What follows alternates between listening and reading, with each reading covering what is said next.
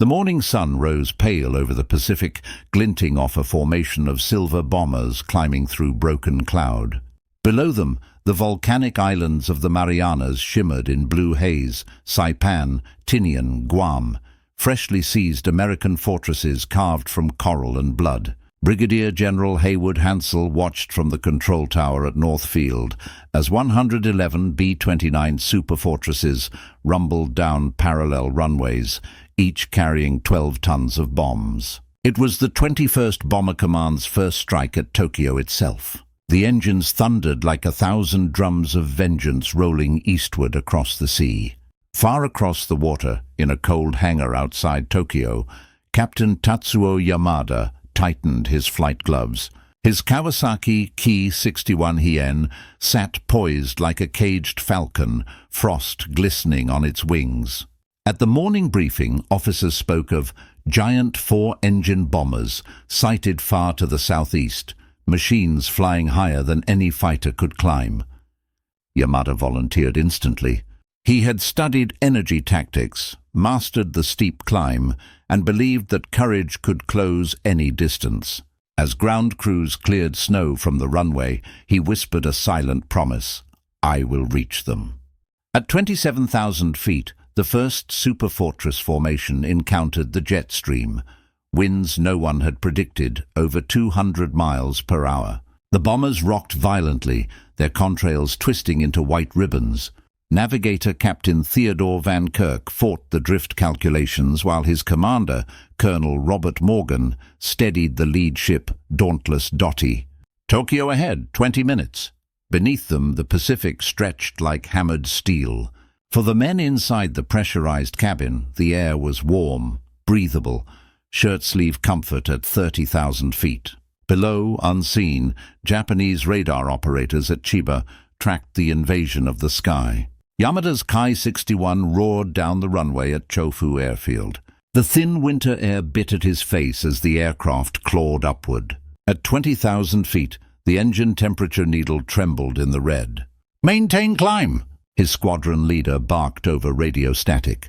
The fighters from the 244th Sentai spread like sparks rising from a forge, each pilot chasing a sky already out of reach. The oxygen line hissed, frost creeping around the mask edges. Above them, the contrails of the enemy gleamed like paths of silver gods walking across heaven.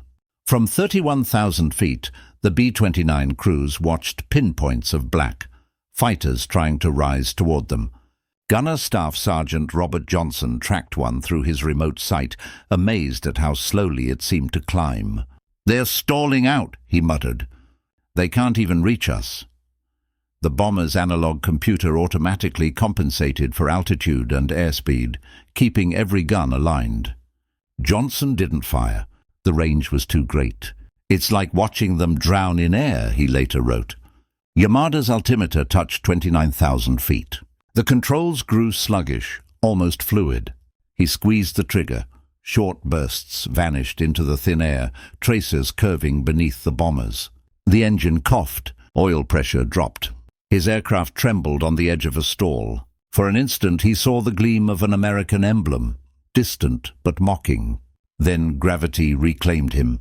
The Hien spun downward through icy air, instruments blurring as he fought to recover. "They're untouchable," his wingman gasped. "Even the gods can't reach that high."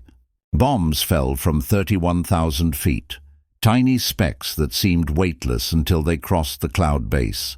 Seconds later, Tokyo shuddered. The Nakajima Musashino engine plant, the heart of Japan's aircraft industry, erupted in blossoms of black smoke. Only 24 bombs struck the target, scattered by those powerful winds, yet the effect was psychological cataclysm.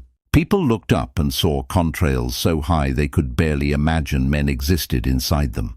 Japan's fighters circled thousands of feet below, helpless. General Hansell radioed Guam. "Mission accomplished. Light resistance." In underground shelters, Japanese officers listened in disbelief as reports came. Minimal interceptions, 1 bomber lost. Colonel Minoru Genda analyzed the disaster. Altitude. Beyond 30,000 feet, Impossible for existing aircraft or guns. "We are fighting ghosts," he whispered. The Imperial Army Air Service ordered emergency research into new engines and superchargers. But the truth was cruel. Japan lacked the alloys, the tools, and the time. For the American crews, the return flight to the Marianas was quiet. The engines hummed steadily. Beneath them, the vast Pacific rolled indifferent. Navigator Van Kirk logged altitude readings while co-pilot James Pearson checked pressurization gauges. "Cabin pressure stable, 8,000 feet, he reported. They moved easily between compartments through the pressurized tunnel, sipping coffee while dawn chased them west. "It's like flying in a dream," Pearson wrote. "We could look down on an entire nation and know it couldn't touch us." General Curtis LeMay replaced Hansell in January 1945. He studied wind data and accuracy reports, then made a brutal decision: drop lower at night with incendiaries. On March 9, 1945, 334 B-29s crossed the coast of Tokyo at altitudes between 5 and 9,000 feet. No longer gods, but executioners. Each carried M69 napalm clusters designed to ignite Japan's wooden cities. The sky turned crimson as rivers of fire spread through wards of homes and factories. Lieutenant Yoshio Mitsuyoshi finally reached the bombers that night. His Nakajima Ki-44 Shoki dove through the fire-lit clouds, tracer streaks arcing around him. "At last they're within reach," he shouted. But darkness, turbulence, and the blinding glare of flames below made aiming impossible. He fired 2 bursts, saw sparks on a bomber's wing, then lost it in smoke. The heat rose so violently his canopy blistered. "I smelled the city burning," he remembered, and realized we were burning with it. From above, LeMay's crews watched the inferno through bomb bay cameras. "The whole city's on fire," a radio operator murmured. In 6 hours, 100,000 civilians died, more than in Hiroshima. 14 bombers failed to return, but the strategic message was clear. Low altitude and mass incendiary attack could destroy Japan faster than precision bombing ever could. The altitude sanctuary had served its purpose. Now technology delivered apocalypse face to face. By summer 1945, Japan's fighters were few and their engines tired. New models like the Nakajima Ki-84 Hayate and Kawasaki Ki-100 promised miracles, but none could sustain combat above 30,000 feet.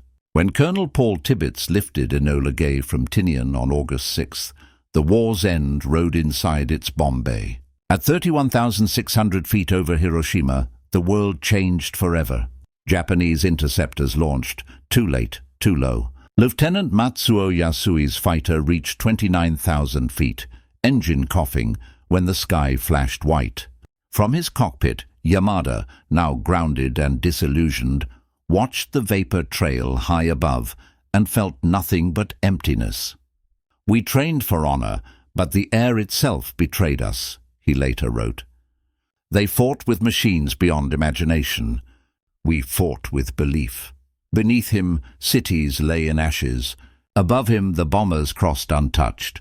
Japan's warrior spirit had reached its ceiling and found only silence. In the Pacific skies, American crews reflected too. "We could see them try," remembered gunner Robert Goldsborough. "Tiny planes climbing until they stalled and fell away. We barely fired. It felt wrong, like watching bravery crash against physics. Their victory was mechanical, mathematical, inevitable. The war had proven that courage without technology was a prayer against the wind. After the surrender, engineers studied captured aircraft and realized Japan had fought an industrial war with artisanal tools. The B-29's pressurized compartments, supercharged engines, and analog computers belonged to a future their opponents could never reach. General Henry Arnold called it the most expensive machine ever built, and worth every dollar. In the post-war quiet, those same principles would birth the jet age, commercial flight and nuclear deterrence. Yamada survived the war, returning to his village under skies once filled with silver contrails. "We looked up," he said years later, and saw how small courage can be. For the men of the 21st Bomber Command, those same skies carried the weight of conscience, victory through machines, not valor. Between them stretched the unbridgeable altitude where technology replaced heroism and humanity learned the terrible power of progress.